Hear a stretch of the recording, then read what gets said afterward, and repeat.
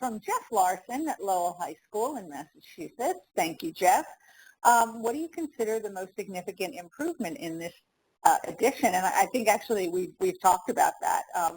We think the text and context, as Renee just pointed out, is a great addition that will really encourage the kids to read closer and to also to develop their body of knowledge. I mean, always the chief examiners talk about the kids who know more do better, and it's true in AP Language and it's true in AP Lit.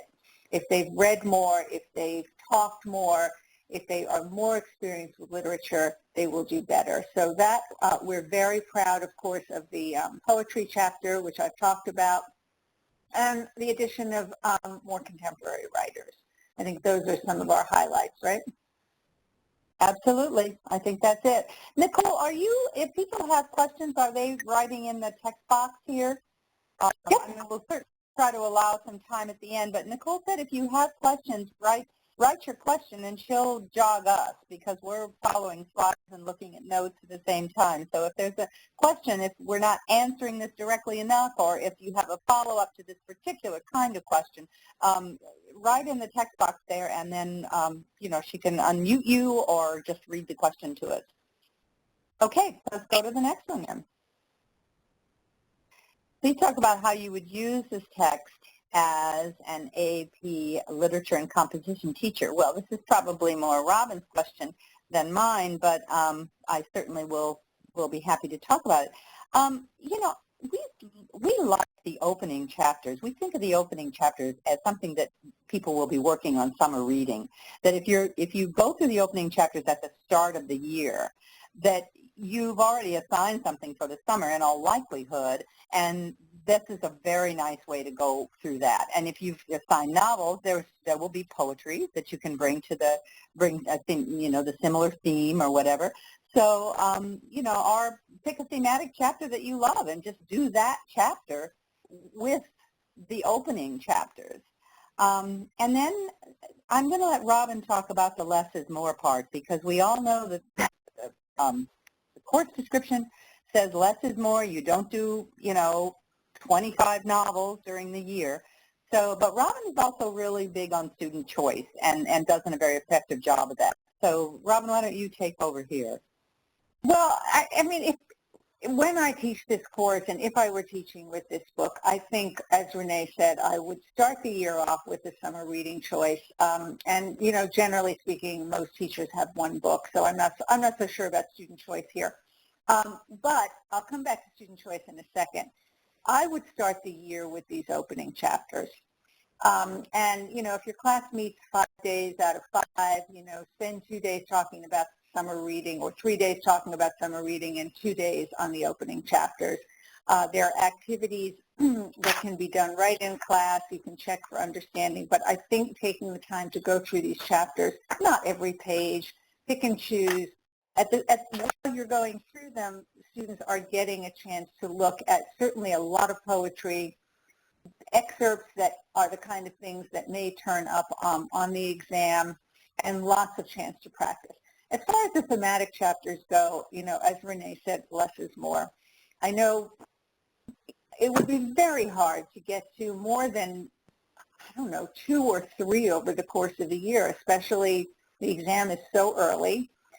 What I do often in my language class, and I would do the same in Lit, is assign a chapter for vacation homework. And, I know it's hard if you're teaching seniors who may have checked out already, but, when you still have them, ask them to pick one thematic chapter they're interested in and read, if not the classic, or if not the full-length work, at least several of the short stories and the poetry, have them answer questions, and let them have some choice and some autonomy in what it is they're reading. And especially if you use the questions that we've created, at least their reading is somewhat guided. Oh, go ahead. I'm sorry, Robin. No, go ahead. What I was going to say also is we listen to our reviewers, and as a result, the opening chapter is exceedingly short. It's 12 pages. I mean, the opening chapter is called Literature as Conversation, and it's about becoming an active reader. For those of you who have students in pre-AP and honors classes and you have very prepared students, that opening chapter may be something you do on the first day or so, and it's just, just reminding them, wake up, okay, summer's over, and that's it. So that chapter, I mean, it has Claude McKay and Alice Walker, Mark Doty's poem on golden retrievals, and a wonderful passage from Swamplandia. Not the toughest material in the world. It is really meant to be an inviting, welcoming chapter. Now, you get to chapter 2, then you're starting to really wade into close reading, and chapter 2 is the big picture, so you're talking about their theme, and then 3 and 4 are both your close reading chapters. So they may take a little bit more time, and again, I think that's an opportunity to work with summer reading or with your first work. And believe me, my first work would be fences. But I really think those opening chapters are something that we tried very hard to say there are different situations in the classroom. Some teachers, you will know your students. You may have, worked with them or worked with your colleagues working with them in AP Lang. Others, you may have students who this is their first AP English class. So these opening chapters are meant to be as flexible as possible. Some of them you may say, I don't need all these exercises, and that's great. But there are a great deal of activities. That's also something that our reviewers told us. We need more and more activities. So if we went overboard, you just skip them. Okay. Well, we did streamline a little bit because none of these opening chapters is that long. Nope. They're pretty agile. Is that the right word? Anyway, go ahead. Let's move on to the next one. We did get a couple questions from the audience. You want to take those, or? Right. Sure. So both questions are from Camille, so I'll ask them together. The first one is, do you consider including the effect of literary devices utilized in the book, or is it in the teacher's edition? Oh, it's in the book. It's in the book. It's in the book, Camille. Absolutely in the book. There will be more resources in the teacher's edition and more ideas and suggestions and all of that.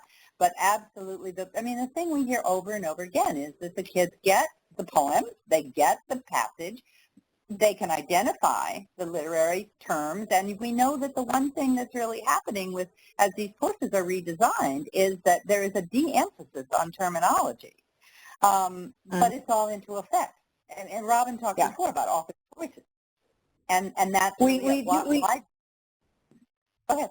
We do a lot of model analysis. We will have a poem, and we will kind of go through and talk about how each literary, whatever you want to call it, strategy or device has an effect on the line, has an effect in developing the speaker, what its effect is on the theme, and then how they all come together as a, creating a sort of underlying meaning to the poem so that they're reading and then writing about it, or we're modeling how to read a poem and write about it at that subtext level, at the second level, which is what's very hard for everybody to do. It's hard for teachers to do, it's hard for kids to do, but we model it over and over and over again. It's not a treasure hunt for literary strategies, trust us. Are there more questions, Nicole? The second one from Camille, and I think this is one that kind of you touch on, you will touch on in future questions. But do you think, in terms of teaching chronologically, you should start with AP question 2, then go to 1, and finally end with question 3? The great question. I don't know what the answer is. I'll tell you what Renee, my answer is. It's probably it's the organization of the book, the architecture of the book. My experience is big ideas always lead. And so I would even work with a short story, and by heavens, a short story like Sunny's Blues is rich as it can be. And so I might work with a short story, but even I stand here ironing, a short story, and then talk about big ideas, and then go into how those big ideas are articulated what are the author's choices to promote those big ideas, to articulate those big ideas, to develop those big ideas, to question those big ideas. That's what Morrison says, to interrogate those ideas. So that's why there are thematic units in this one, instead of genre studies, for example. It's not that we're not looking at the strategies of fiction, but we're looking at that secondarily. I mean, again, I keep going back to the fact that we have so few English majors, and that's not what we're doing here. We're trying to develop readers. We're trying to develop enthusiastic, skilled, and appreciative readers. Yeah. Empathetic. And we're very big on the idea of using short stories to practice those big questions. We feel yes, it's wonderful to read Heart of Darkness and write a big essay about Heart of Darkness that would answer an exam question, but it's such a good way to practice on a short story, especially when everybody's read the same short story. You can't always be sure all of your kids have actually read Heart of Darkness, but you can even read a short story in class. You can read some of them out loud and then practice answering those big questions based on a short story. Talking about how setting, the effect of the setting on the theme of the story, or, the party in a story creating meaning, like those AP questions. Okay. Are there more questions, Nicole? No. Okay, so we're right. on question slide 17, right? Yeah. Okay. This one is from Jill in Louisiana. No. Do you think? No? Oh, I'm on the wrong one? I'm looking at it. Pamela Roberts. I'm looking at my screen. So go ahead. Yeah. Whatever it is you're... Okay. Which do you feel is the most effective way of approaching literature in the AP classroom, by units, fiction, poetry, drama, or by integrating all types of literature into themes? Well, I think we've answered that. We really like thematic. And I'll let Renee talk about that because this is really her baby. I think we have talked about it. There's no reason. I think especially with poetry, you're going to have what I often call, and may not be politically correct, a poetry boot camp, where you just say, okay, now for this week, we're really going to work on poetry, or maybe at the beginning of the year, maybe certainly right before the exam. But I still think it's integrating these through ideas would really be is always my preference. And that was Pamela in Alabama. Yeah. Okay, All good. Right. All right. And the next one is Laura, right? Yes. What are the most recent trends and changes you've seen and accommodated for at the College Board for AP Lit?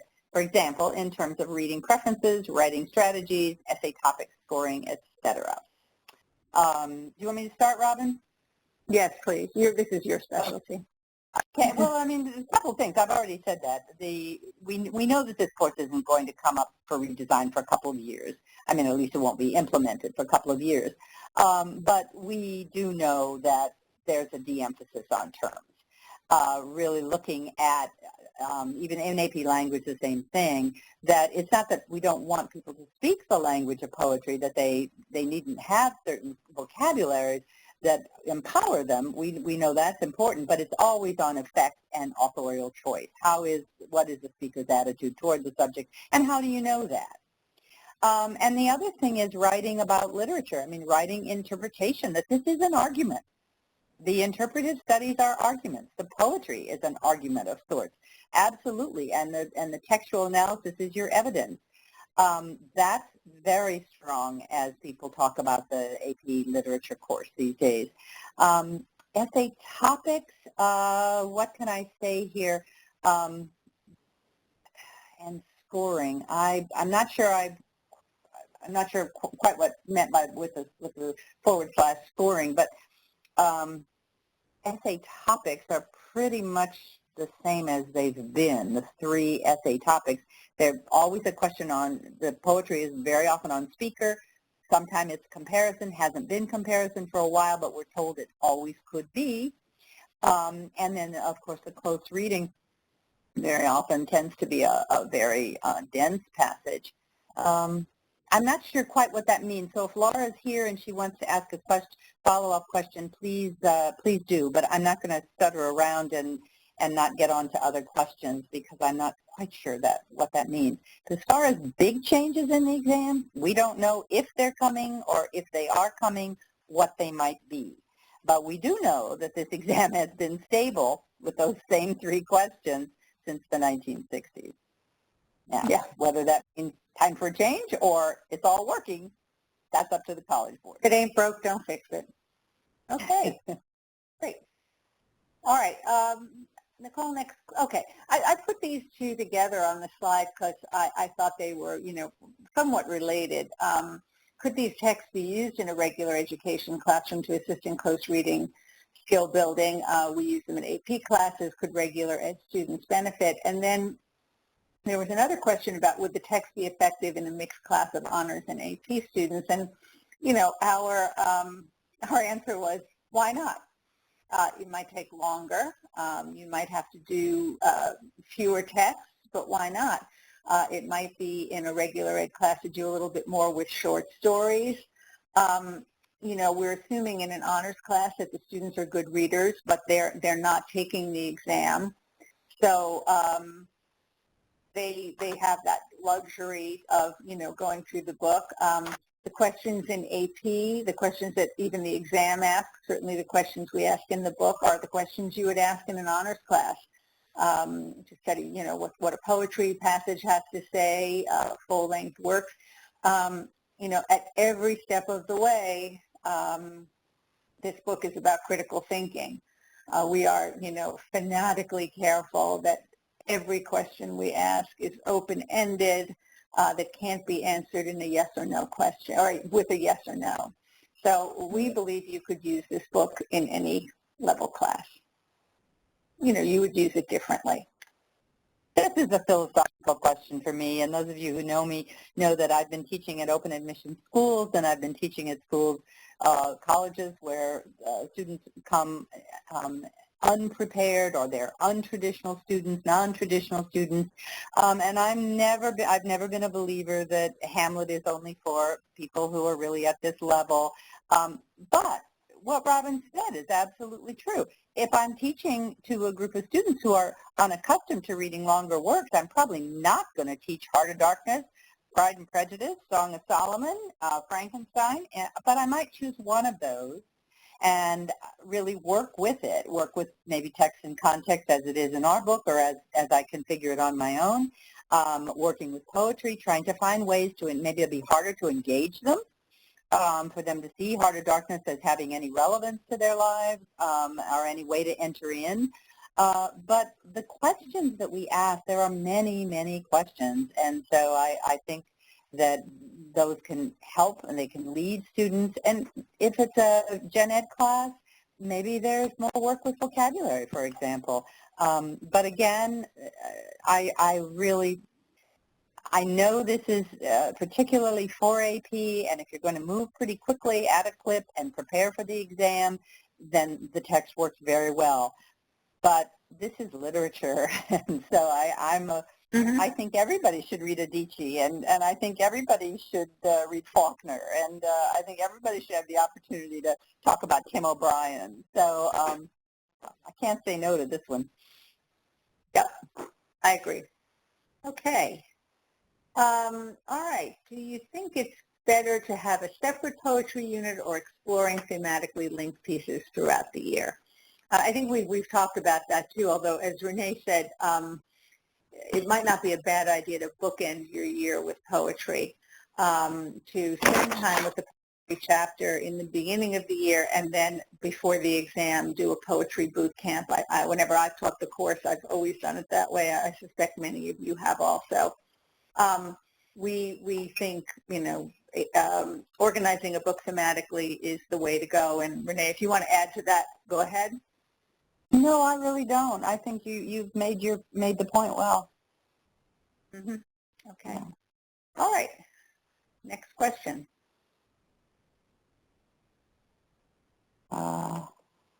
What is a recommended way to group poetry into accessible and accessible units in AP literature?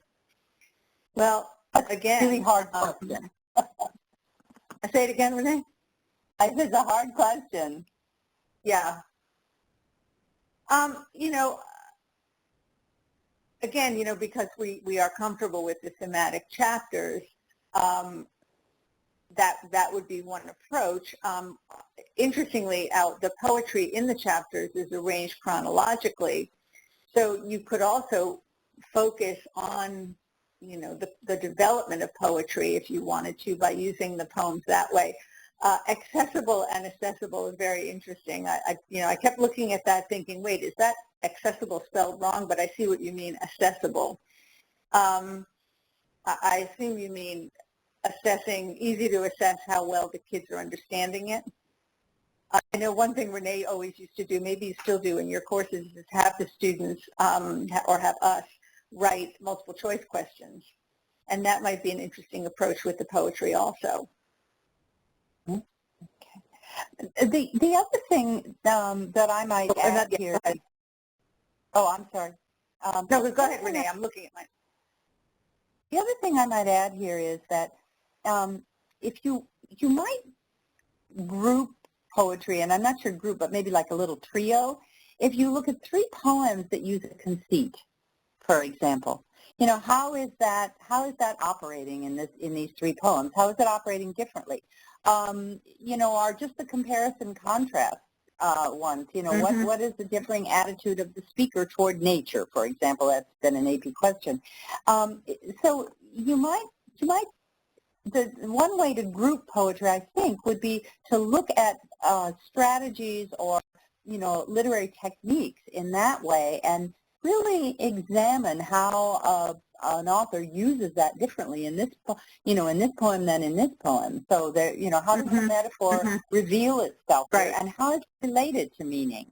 I think that might work. Now, accessible is a little trickier and takes a little more time, and I'm not kind of, you know, backing out of that, but you know, it's very, you know, if you're studying a conceit, then the accessible thing might be to have them write a conceit or to have them look at another example of it and talk about how it works. But I think that might be a possibility here. But if anybody else has a suggestion, I mean, by all means, speak up. It's a very interesting question.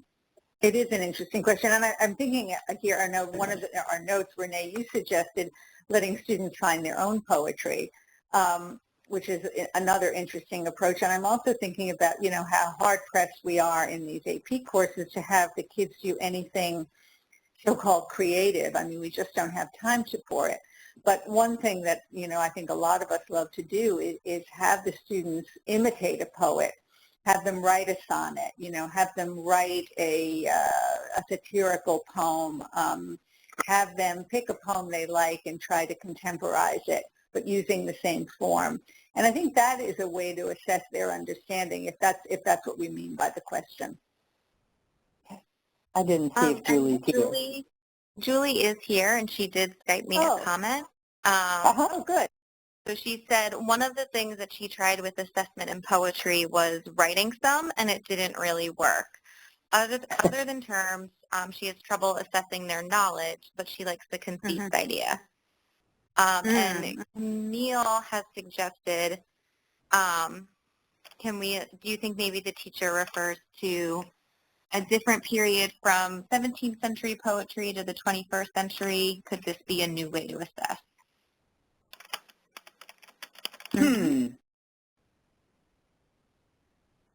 I don't understand a new way to assess.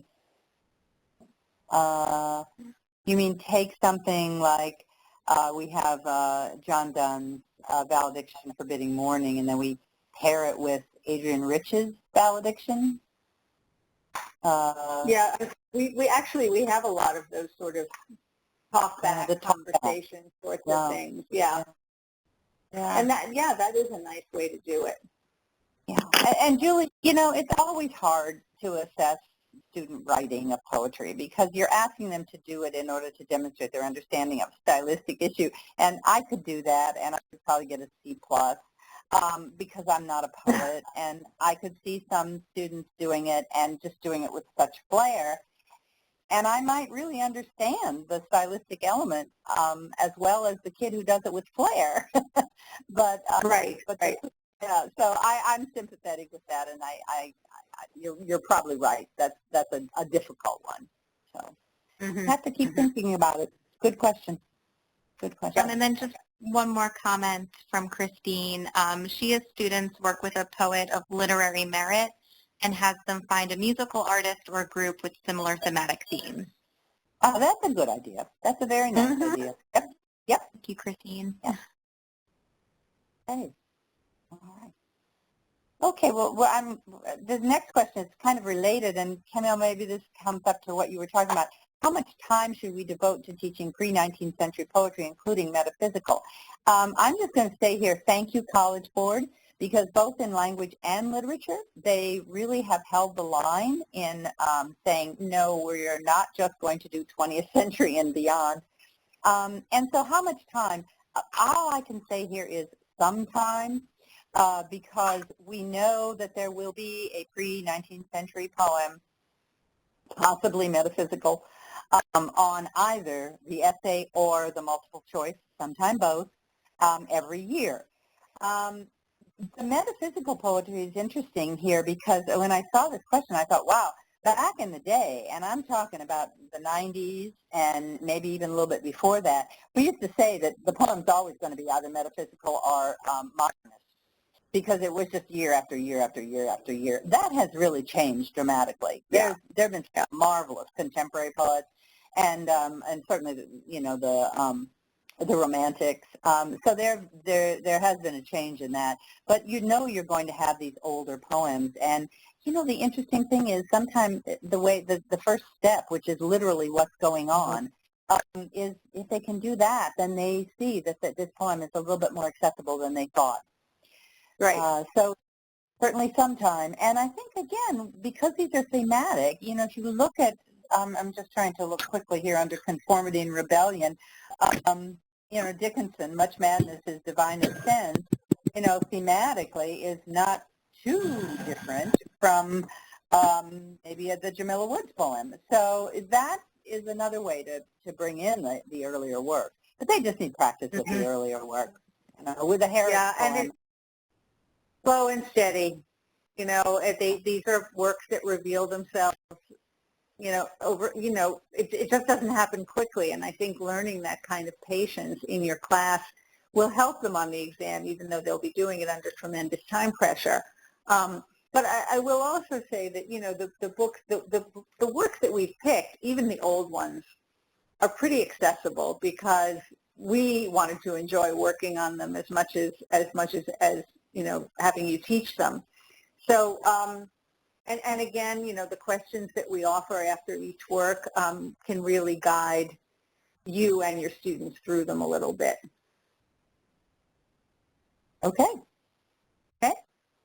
Any questions, Nicole? Yes. A question came through from the chat. I'm going to move to the next one on the PowerPoint, but we got a question from Kamel. The problem with using a short story is that students can't use it for the third AP question. I believe it is better to use a novella. What is your take? I would agree, Kamel, but again, the short stories are, if you'll pardon this expression, quick and dirty. I mean, now I couldn't do Sunny's Blues in a day, but boy, you give me I Stand Here Ironing by Tilly Olson, and I would mine that for every possible theme of home and family, and then I would move right to fences so that we would have brainstormed all these things to look for. But then I would also talk about the way that story is structured, and particularly the narrative stance, which would, enable me to move with narrative stance back eventually to metamorphosis. So I think the students obviously have to be told, be careful, because you have to use a full work. So the novellas, I think, are perfect. I agree. Metamorphosis is a novella, and that's an acceptable one. And so is The Dead. It's also The Dead. Yes. And so I really do think on the exam. Yeah, and I think that sometimes the short stories can be almost exercises. You know, and I say that because we get a lot of questions of why would we teach short stories in here? And I think, well, first of all, we love short stories, and we could make many critics make the argument that they're more like poetry than they are novels. But I think it also it introduces them to many different writers. So let me count the ways. But I think it's also an exercise. There are just different ways to use them. That being said, Kamel, obviously the best of all worlds is to keep them reading more lengthier works, seeing how a writer unfolds and develops. There's no question about that. But I think the short stories have a good place, and students feel a sense of accomplishment too, that they've gotten this. Here's a question on reconciliation, for example, the closing to a novel. They've just looked at the Adichie story, Apollo, or Edwidge Danticat's story, and they've gotten it. Now you go to the novel. So it's kind of steps. And we do have a comment from Christine. Short stories are good for modeling and scaffolding. So tying into what you commented. Perfect. Yeah, better and shorter and more economically than I did. Thank you. Okay, Nicole, let's move on. Mary's question is, I think the first one we haven't answered. Some good practices to help students analyze poetry. Right? Is that the one? Yeah, that's the one we're on. Well, again, I'm pushing the poetry chapter and those 3 steps. Start by reading the poem literally and paraphrase, consider the speaker, and read for detail. And, again, I think this is a process that kids can internalize. I've had so many students recently who just love being told, what's the process? What should I do to read this poem, and what should I do when I get in the exam? And practicing, I'm not saying this is the answer to everyone's prayers, but I think it does lead to an answer to the question that might be, what is the speaker's attitude toward the subject, and how do you know? Well, you know by the diction, you know by the shifts, you know by the attitude, you know by the figurative language, you know by the imagery. But you need to start by knowing what the poem is about. So these are, I think, are very handy practices that we can teach our kids, and then once we know they're reading on that second level, we can go back to kind of the juicy discussion aspects of the poetry, which kids often like. I agree with what Robin said, but I'm going to move to the next one as well and answer these together because Melanie from Pennsylvania says she's new to AP and she's asking for suggestions for teaching poetry. Let me just say right away, and again, those of you who take my workshop know this, I always do, for example, interrupted readings, and I won't go into details about that here, but many of you know, but I always introduce it by saying, you can't do it very often. People get sick of it. These different strategies, we really try in this book to bring up different strategies. The graphic organizer, annotation, different kinds of annotation, several steps of annotation, talking with the text, interrupted readings, all of those things. I think that the best way to teach poetry is to come up with a number of different strategies. And one of the things we will have in the teacher's edition, but we are not in this regular one, is there are all sorts of other ways to do these things that are not about something we could write down. Again, in workshops, we often say, okay, go work with a partner or work with a group and come up with different ways of reading this poem. You read this poem in such a way, just read it aloud, that you're interpreting it. Okay, and then the groups share that. Or music to the poem, or just anything you can do to get them to continue to look at the poetry from different perspectives. And again, that means less is more. Maybe you're working with that John Donne poem, or maybe you're working with a, Orson Shire poem, and the students want to do that because they know Beyonce used it or whatever. And they're going over it and over it and over it. I don't think they'd get bored if they're using different strategies, because part of what you want to do is also help them to understand their own processes of reading and writing, and so you want them to try out different things and then do that whole meta-reflection of, okay, which one of these worked for you and which ones could you use in a time situation, which ones would you use for a longer poem, all those sorts of things.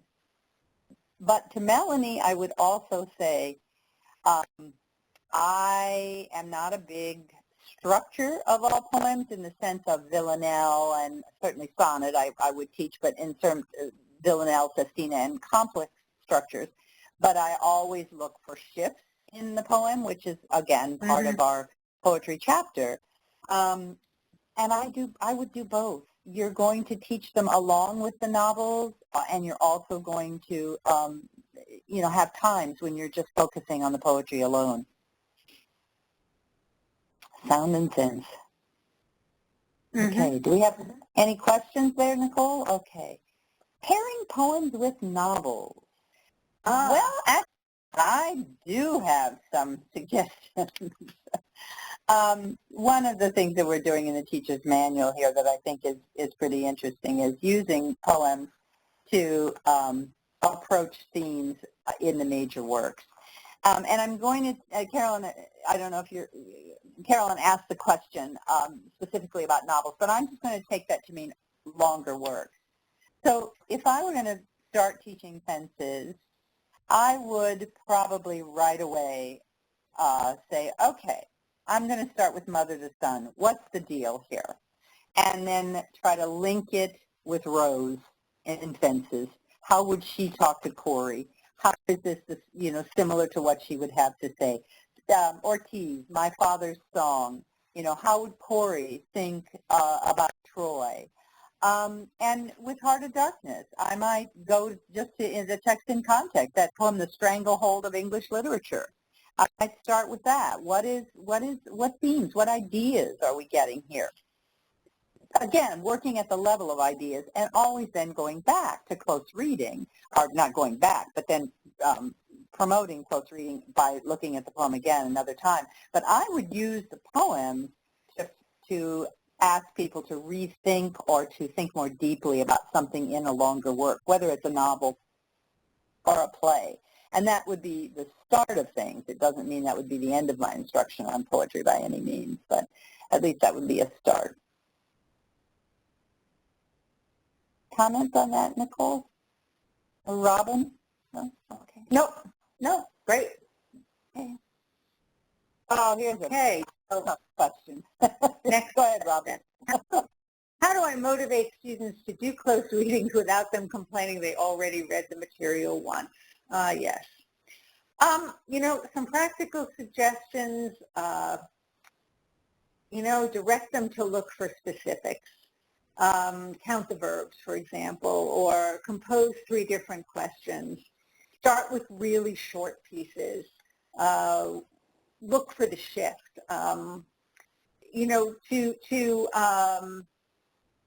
Just rather than read it again, to give them a very specific task. That's my suggestion. I'm sure there are a lot of others out there. If anybody has any others to suggest, please let us know. I think the one thing I wanted to add was, I think there is eventually some joy in the fact that something else is revealed on a second reading. Maybe that's the most important thing. Because I think, they may wonder how we can read these things over and over again, and we do it because we find something new every time. And that's really what you want them to get to, I think. Go ahead, Renee, sorry. No, and an exercise that I've done that I like doing, because I've both been in workshops when someone else was leading it and then I've used it myself, is that you read the poem and what do you see?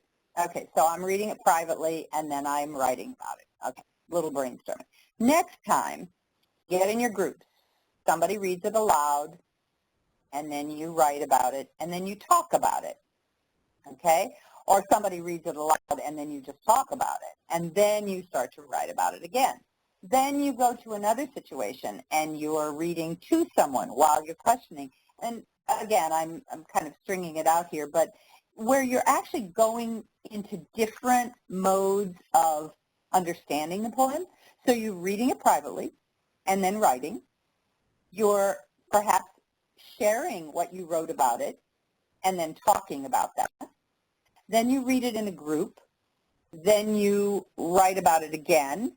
and then you maybe talk about how your view of it changed, so that if you can do something like that where the students are having different reading and writing experiences rather than read it, write about it, read it, write about it, I think that's very helpful. That being said, I also believe in being painfully honest. These these close reading questions are hybrids for exams. When in their lives are students going to do a close reading of a passage by Thomas Harding in an English class? That's it. Okay? Now again, longer term goal, you're becoming a more appreciative reader or whatever, but be honest about the fact that if you want to do well on this exam, you have to do this. That means you have to look at it more than once. And, I think that's helpful.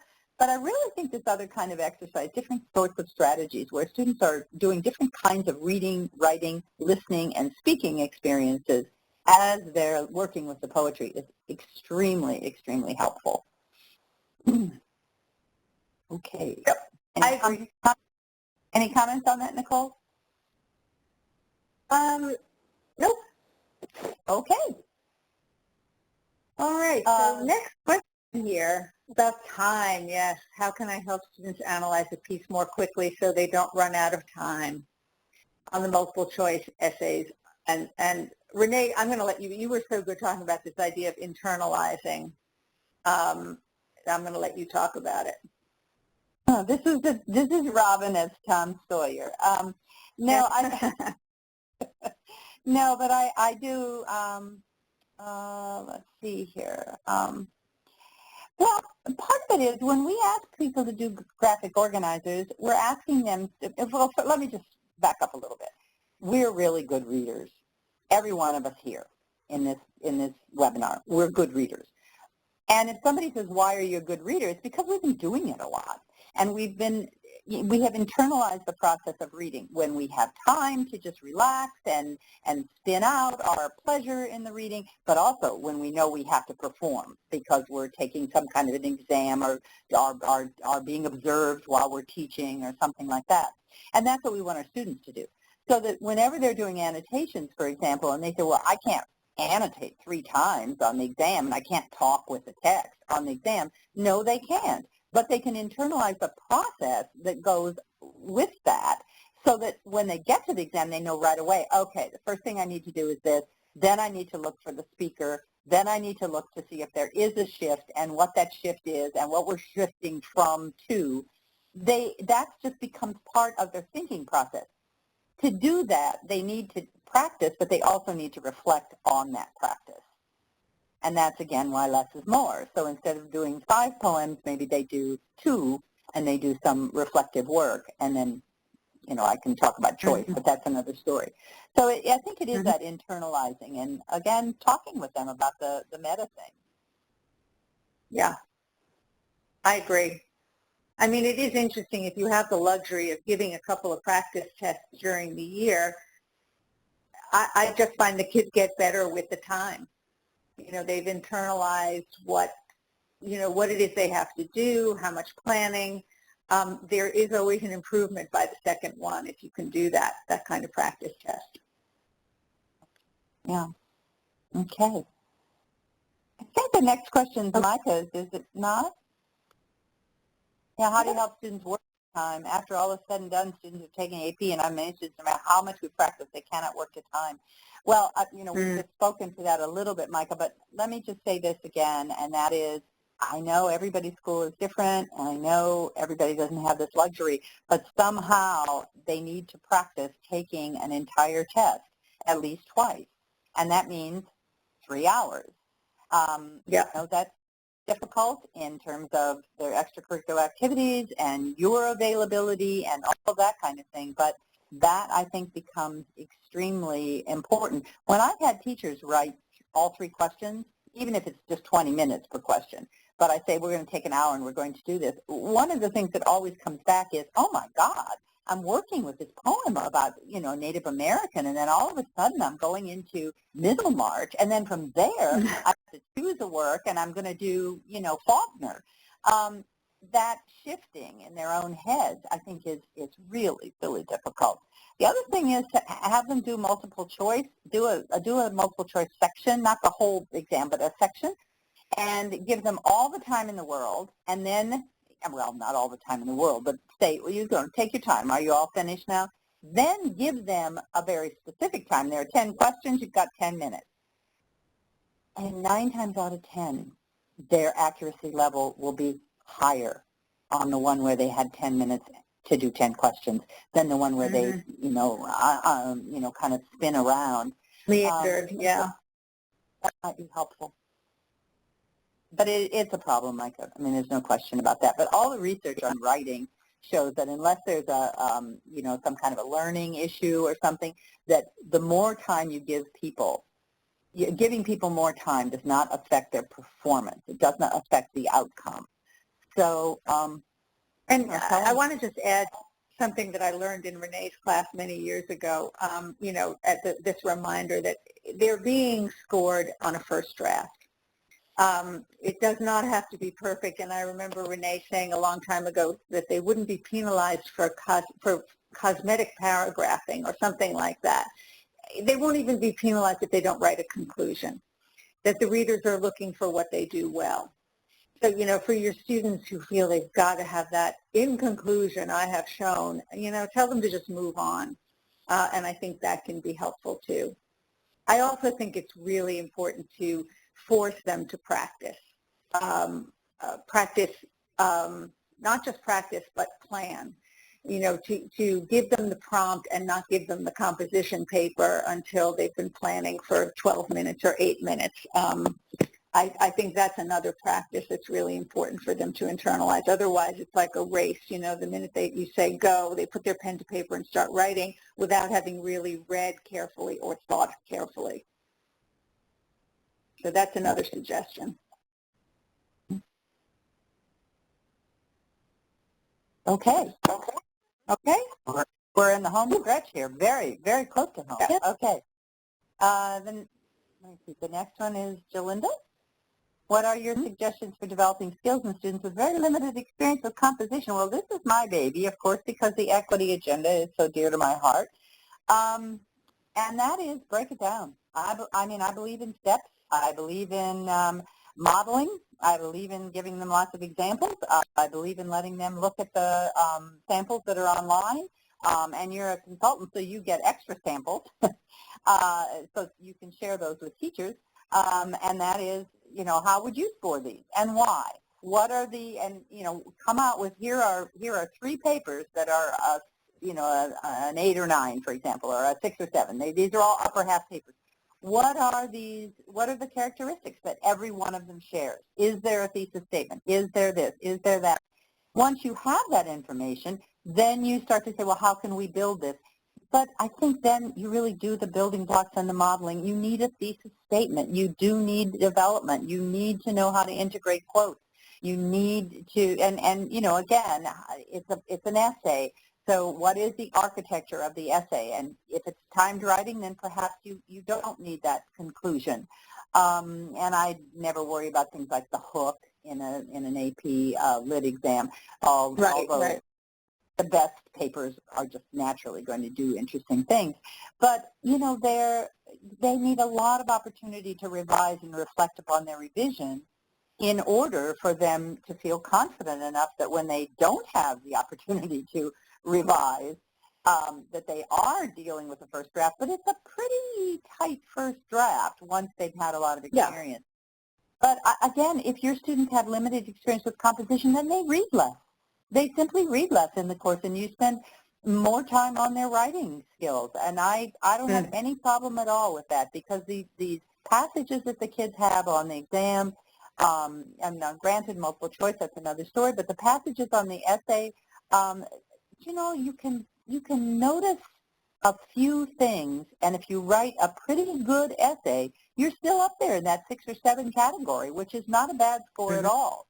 But I think you... Yeah, I just want to add, I think using the sample essays is so helpful, because I think it's very important, even for weak students, to see the moves that the strong students do. sometimes they just don't know. They don't know what's wrong with theirs and what's right with somebody else. And spending some time unpacking that, I find you can get a lot of mileage out of it. What's a move that this 8-scoring essay did that you could try? Have them read it. Have them highlight one move in that essay and let them try it on their own. And whether it's, introducing an example, whether it's commenting on the example, whether it's a thesis statement, it's just one more skill that they can practice. I find that to be very helpful. Okay.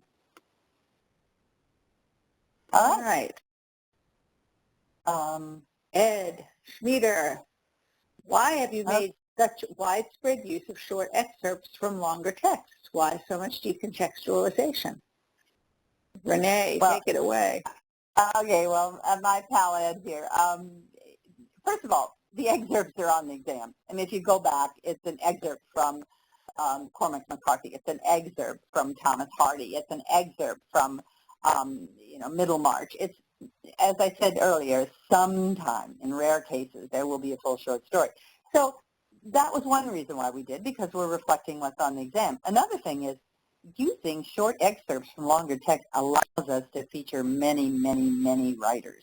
We didn't talk at all about diversity so far on this, because I don't think diversity is a new thing. I think our first edition certainly we were very careful to make sure that there was diverse representation, and I think on this one we did the same thing. But it's not even, making sure there are women or African American or, international writers. It's just that there's a wide range of writers. And so Shelley is there, and, so is Amit Majumdar. So that's just the way we wanted to represent things, and I think it reflects what's on the exam. I don't think there is so much decontextualization unless I'm not understanding what Ed's asking here, because what the exam does is try to contextualize in the instructions, in the prompt, and that's part of what you have to do. But the other thing is, the exam is still new criticism. The exam is still autonomous text. Right. And so there isn't much context. And certainly in multiple choice, it doesn't say, well, in this poet was married, and this one, had a difficult time with the current administration, or, this one was in the war. I mean, that's not what you're getting necessarily. It'll say, here's a poem, and sometime it'll say, it'll date it, 1828 or something, but very often there is little contextualization. So we're really, I think, within the confines of the exam here. At the same time, we're being careful to represent the integrity of the longer work, as much as it's possible whenever you just take a short passage. Okay, one more, and this is a tough one. One more. Jeremy asked, what are your thoughts? Go ahead. Well, Jeremy asked about implementing problem-based learning lessons into an AP literature class. What could this look like? Well, I really hope we've been on for almost an hour and a half now, so I don't know if we've worn everybody out. But I will say this is a tough one, Jeremy. This is a really interesting question, because problem-based or project-based learning is so much a part of current educational concerns. And we know that the courses such as biology they say we're no longer teaching about biology, we're teaching biology. The students are becoming biologists or chemists or whatever. We have a harder time here because we're not asking They're not becoming poets. Yeah, but think about, when I look at what problem-based learning is, it says students learn about a subject through the experience of solving an open-ended problem, and so what's an open-ended problem in literature? I mean, certainly can ask a question about relevance, but right now, in New York, Robin, isn't there an all-female cast of The Tempest? Yes, there is.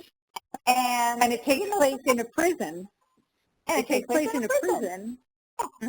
that kind of question, that you investigate, I think, that you could bring into the course. In my time, I often had students develop a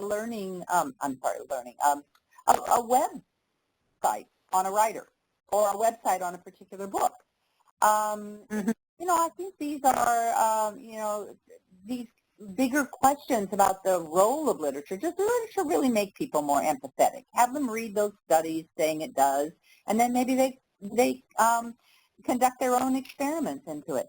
This is a very, very hard question, and I'm throwing out ideas here, but again, I can already see that this is, and maybe I'm wrong, but I do see that this question might be one more for a really experienced teacher, because preparing for this exam is very difficult. It's a project. It's a project and a problem. Yeah, it is. And so if you, in fact, can do that and you still have time, that's great. But otherwise, maybe it's an individual author project, or maybe it's something that's more research-based. I'm not sure, but this is a very interesting question, and it's not one that I think I can, I think it's one that raises more questions than answers. Yeah. So thank you, Jeremy, but I don't really have a particular definitive response. So, okay. I think that's it. Any questions? And Nicole, do we have any final comments? Sorry, I was muted. We have some questions from Camille, but I think we're going to send those via email. Okay. We're running a little bit over, but just a lot of comments that people have enjoyed the webinar. I think you've answered a lot of questions, so I haven't received any additional ones. Well, we also thank people so much for, one, submitting questions and for staying with us for an hour and a half. I don't know how many people. Yes, very nice. But, we really, really do appreciate it. And you have our emails here. And by all means, and ask us more questions and come see us at APEC this summer. Good luck. And thank you again. Thank you, everyone. Like I said, I really appreciate all of your thank yous coming in on the chat. All of our email addresses are up. My email address is the last one. So if you have a question on the textbook, the ebook, the teacher materials, any of that, you can send that to me. Any questions on content can go to Renee and Robin. If you haven't received a copy of Literature and Composition 2nd edition, which just published about 3 weeks ago, you will be receiving one in the address that you provided to us. So thank you guys so much, and we'll be sending a follow-up email with the recording in the next week or so. Thank you. Thanks, Nicole, so much. Thanks, Nicole. Thank you. Have a good night, everybody. Thank you. Bye, Robin. Bye. Bye, Renee. Bye. Bye, everybody. Bye, everyone.